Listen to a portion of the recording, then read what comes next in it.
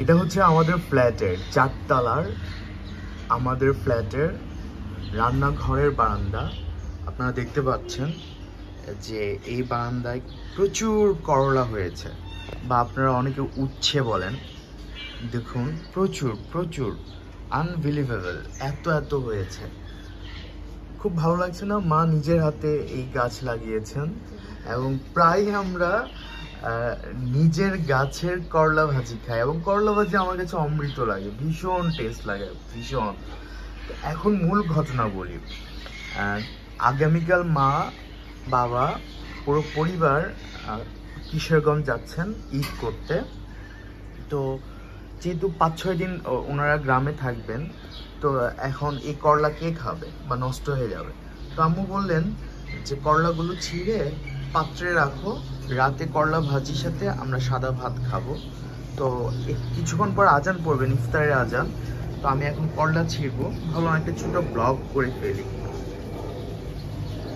কোত্থেকে শুরু করব? এই যে ছোট্ট ছোট উচ্ছে বা করলা বলে,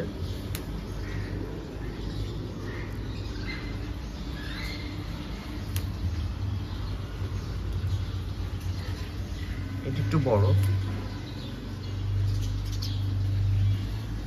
প্রচুর হয়েছে, প্রচুর।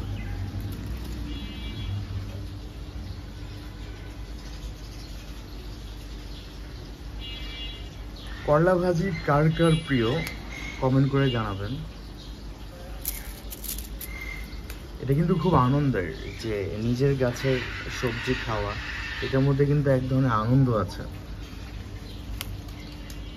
দেখুন এর মধ্যে কতটুকু হয়ে গেছে, আরো আছে, আরো অনেক আছে।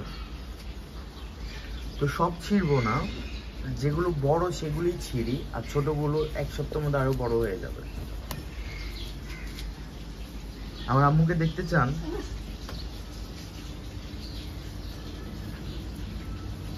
আমার মা কত যত্ন করে আমাদের অ্যাপার্টমেন্টের, আমরা যে ফ্ল্যাটে থাকি 3টা বারান্দা আছে, 3টার মধ্যে এরকম নানা রকম গাছগাছালি লাগিয়েছেন। আমার নানিকেও দেখতাম এটা করতেন তার বাড়িতে, আমার মা করছে শহরের বাড়িতে, এই আর কি। কিন্তু জেনারেশন থেকে জেনারেশন একটা সুন্দর অভ্যাস যদি আপনার আগের প্রজন্ম করে দেয়, সেই অভ্যাসটা কিন্তু রয়ে যায় পরের প্রজন্মের মাঝে, এবং পরের প্রজন্ম তার ভবিষ্যৎ প্রজন্মকেও কিন্তু এই ধরনের অভ্যাসে অভ্যস্ত করতে পারে। তো পারিবারিক শিক্ষা অনেক বড় একটা ব্যাগ, পরিবার ম্যাটার করে, বংশ ম্যাটার করে সিরিয়াসলি। এটা একটা ছোট্ট করলা, ছিঁড়া যাচ্ছে না, অনেক শক্ত, এটা নাই ছিঁড়লাম।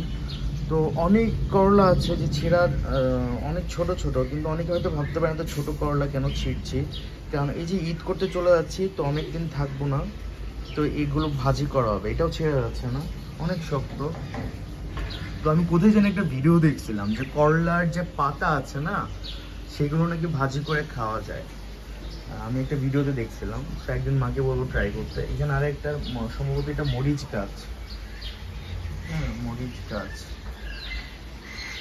তো দেখেন নিজের গাছ থেকে, শহরের বাড়ির নিজের গাছ থেকে এই করলাগুলো হয়েছে। এগুলো আজকে মা ভাজবেন, আমি গরম ভাত দিয়ে খাবো। That's it.